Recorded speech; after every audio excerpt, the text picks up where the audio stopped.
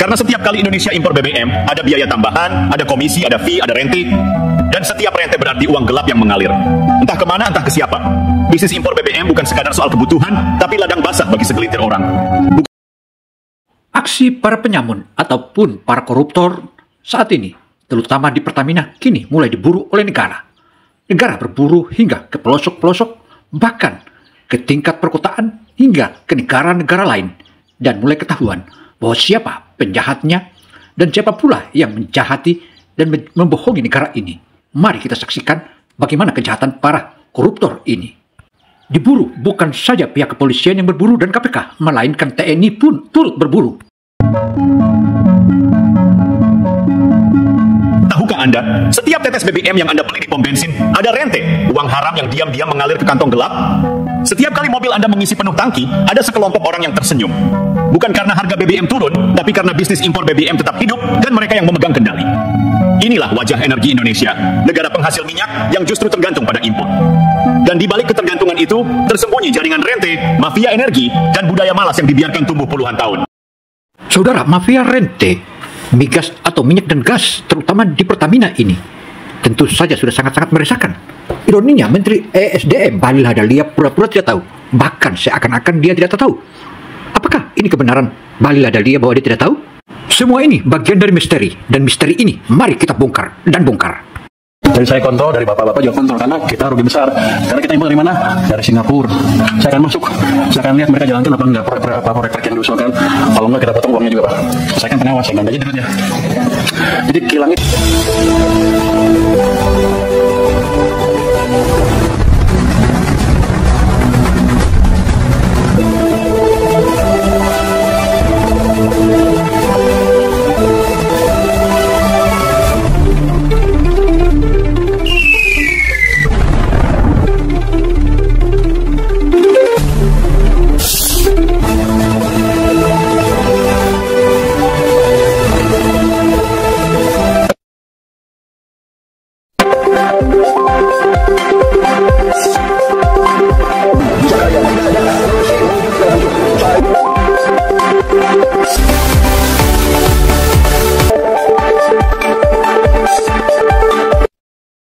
Jumpa lagi dengan Opini Gino Television Indonesia. Kali ini Opini Gino membongkar kembali mafia migas di Pertamina.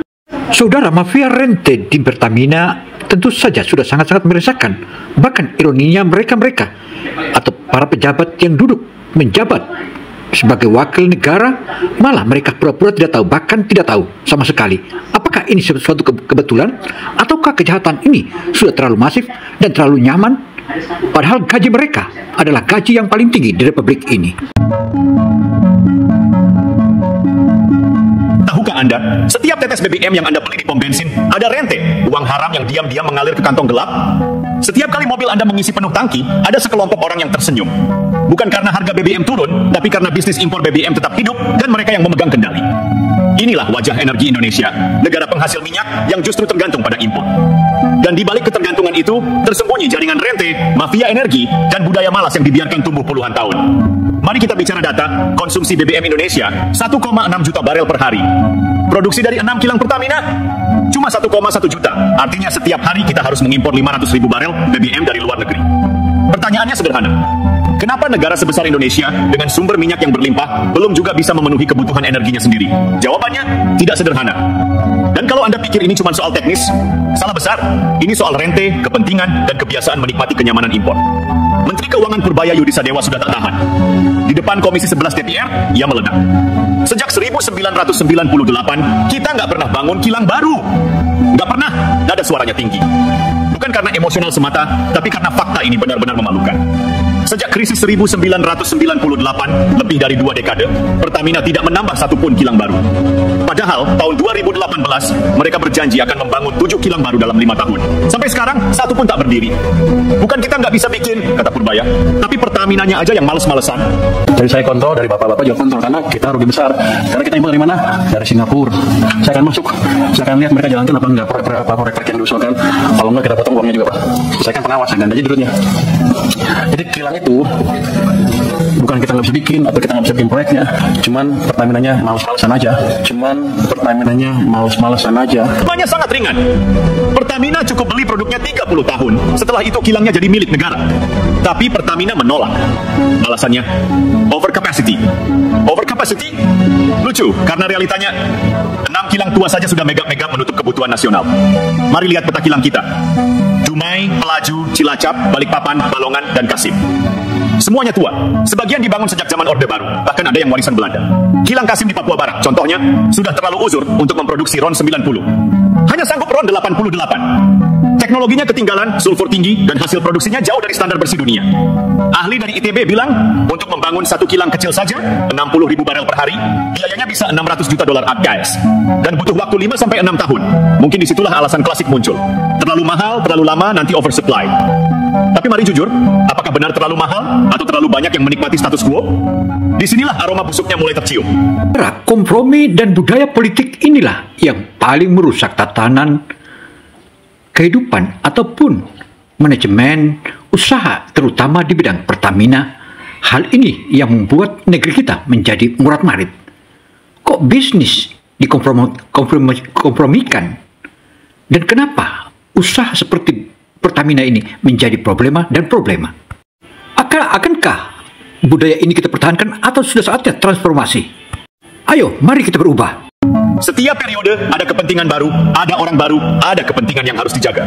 Akibatnya, setiap rencana strategis jangka panjang seperti pembangunan kilang tak pernah berjalan mulus. Selalu berubah haluan mengikuti angin kekuasaan. Hari ini disebut proyek prioritas nasional. Besok jadi tunggu kajian lanjutan. Lusa hilang dari berita. Kita bicara data, konsumsi BBM Indonesia 1,6 juta barel per hari. Produksi dari 6 kilang Pertamina cuma 1,1 juta. Artinya setiap hari kita harus mengimpor 500.000 barel BBM dari luar negeri. Pertanyaannya sederhana. Kenapa negara sebesar Indonesia dengan sumber minyak yang berlimpah belum juga bisa memenuhi kebutuhan energinya sendiri? Jawabannya tidak sederhana. Dan kalau Anda pikir ini cuma soal teknis, salah besar. Ini soal rente, kepentingan, dan kebiasaan menikmati kenyamanan impor. Bukan semata karena teknologi, tapi karena politik rente di dalamnya. Setiap kali harga BBM naik, rakyat disuruh hemat. Tapi di belakang layar, para pemain impor justru panen. Karena status quo adalah bisnis yang paling menguntungkan. Mereka yang seharusnya memperjuangkan kedaulatan energi justru melindungi sistem yang membuat negeri ini terus bergantung. Ironisnya, semua ini terjadi di bawah slogan besar, untuk ketahanan energi nasional. Padahal sejatinya yang dijaga bukan ketahanan energi, tapi ketahanan rente. Ketika Purbaya bicara keras di DPR, itu bukan cuma luapan emosi, tapi jeritan frustrasi dari dalam sistem. Saya sudah kasih jalan. Ada investor siap bangun kilang, tinggal ambil. Tapi Pertamina bilang overcapacity. Kalimat itu seperti tamparan.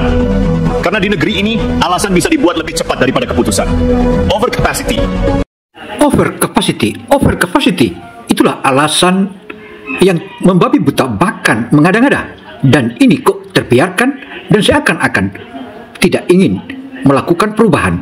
Dan itu merupakanlah salah satu bukti bahwa adanya rente. Dan celakanya saudara, mereka merasa bahwa perbuatan yang mereka lakukan sebagai pelanggaran hukum itu seakan-akan tidak pelanggar hukum.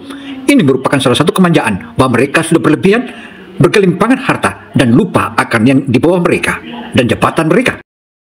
Kata itu terdengar canggih, tapi sebenarnya cuma tameng untuk menolak perubahan. Setiap kali ada solusi, selalu muncul birokrasi baru, studi baru, komite baru, dan akhirnya tidak ada yang benar-benar berubah. Ironi paling besar dari semua ini adalah Indonesia pernah jadi eksportir minyak. Dulu kita ekspor, kita bangga. Sekarang kita impor, tapi disuruh bangga juga. Karena katanya impor adalah kebutuhan nasional. Inilah paradoksnya. Negara yang punya minyak, tapi tak punya kedaulatan energi. Saudara, di era Presiden Prabowo ini tentu saja dia tidak ingin malas-malasan dan tidak ingin bermanja-manjaan dan tidak ingin membiarkan korupsi merasa makin merajalela. Dia adalah seorang militer yang begitu disiplin tinggi dan dia tahu bahwa kesalahan itu adalah fatal. Fatal adalah bahaya. Sehingga saat ini mulai dirampingkan dan diefisiensikan, bahkan dihukum bagi para pelanggarnya. Akibatnya seluruh para pelanggar ketakutan dan kini mulai mereka diburu dan diburu. Padahal sebelumnya adalah mereka pemburu rente. Negara yang punya BUMN raksasa, tapi tak bisa berdiri tanpa bantuan kapal tanker asing. Dan parahnya lagi, kita seperti sudah terbiasa. Terbiasa dengan defisit. Terbiasa dengan alasan. terbiasa dengan kegagalan yang dibungkus laporan tahunan. Begitulah sistem bekerja. Korupsi tidak selalu lewat suap, kadang lewat kebiasaan diam. Diam ketika proyek mangkrak, diam ketika kilang terbakar, diam ketika target meleset. Dan pelan-pelan kita pun terbiasa dengan kebodohan, bukan untuk melayani rakyat. Dan pada akhirnya pertanyaan ini tetap menggantung di udara. Ini benar-benar memalukan. Sejak krisis 1998, lebih dari 2 dekade, Pertamina tidak menambah satupun kilang baru. Padahal tahun 2018, mereka berjanji akan membangun 7 kilang baru dalam 5 tahun. Sampai sekarang, satu pun tak berdiri. Bukan kita nggak bisa bikin, kata Purbaya, tapi Pertaminanya aja yang males-malesan. Kata-kata yang keras, tapi jujur. Purbaya bahkan bercerita, ada investor dari Tiongkok yang siap membangun kilang baru. Skemanya sangat ringan. Pertamina cukup beli produknya 30 tahun. Setelah itu kilangnya jadi milik negara. Berapa lama lagi bangsa ini mau disandera oleh kebiasaan impor? Berapa lama lagi rakyat harus membayar harga dari kelambanan birokrasi? Kita bisa menyalahkan teknologi, investor, atau pasar global. Tapi sesungguhnya yang kita lawan adalah diri sendiri. Mentalitas malas, rente, dan nyaman di tengah ketergantungan. Indonesia tidak butuh slogan ketahanan energi. Kita butuh keberanian untuk berhenti menjadi pecandu impor. Karena selama kilang baru tak kunjung berdiri, selama mafia impor masih bermain di balik layar, dan selama para pejabat lebih takut kehilangan rente daripada kehilangan kedaulatan, maka energi kita akan tetap dikuasai. Bukan oleh bangsa lain, tapi oleh kerakusan kita sendiri. Dan keputusan impor BBM, itu bukan cuma keputusan bisnis, itu keputusan politik.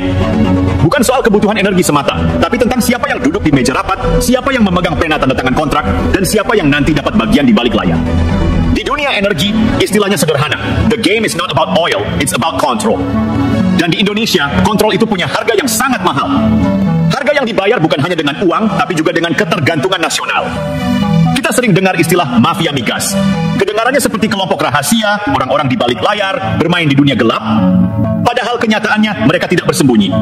Mereka ada di ruang-ruang rapat resmi, pakai jas, pakai dasi, dan berbicara atas nama kepentingan negara.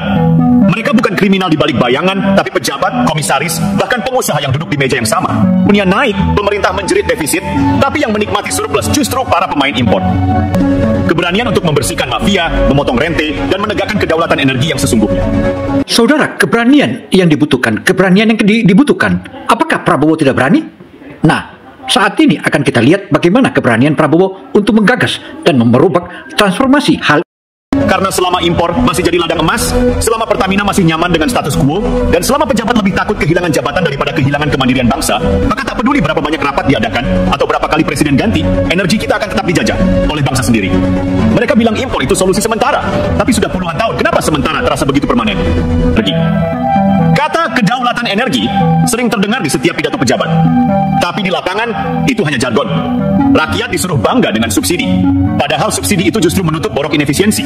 Baliho besar bertuliskan, menuju swasembada energi 2030. Tapi di balik baliho itu, truk-truk tanker masih datang dari pelabuhan impor. Yang kita bayarkan adalah bahan bakar bagi mafia untuk terus hidup. Mereka tak butuh revolusi, mereka hanya butuh kita tetap diam.